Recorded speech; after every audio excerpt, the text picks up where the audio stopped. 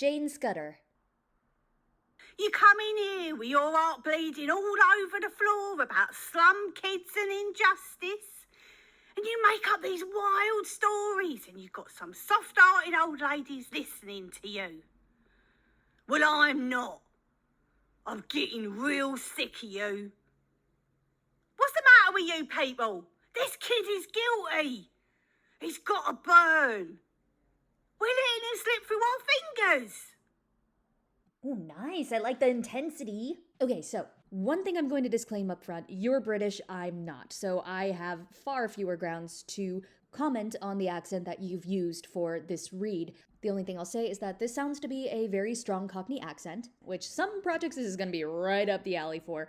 But one thing you want to watch out for, especially if you're auditioning for a casting director that is American, you may want to watch the strength of the Cockney accent just a little bit because American ears are not used to or good at picking out those individual words, which can make it hard for the meaning of the dialogue to come through even if the acting is stellar. But that's all I'll say about that because that is not my area of expertise.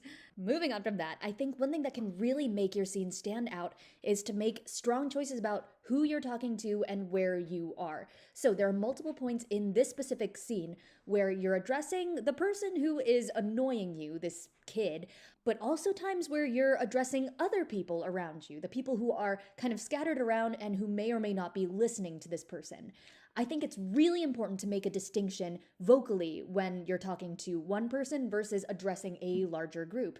And also the environment where you are will inform what that sounds like. For example, if this scene is taking place in a loud tavern or bar setting, you sound much different addressing people in that scene than maybe a town square where a hush has fallen over people for this outburst. I think having a clear idea of the world in which you're interacting can make it really fun and interesting. So, yeah, have fun and play with it.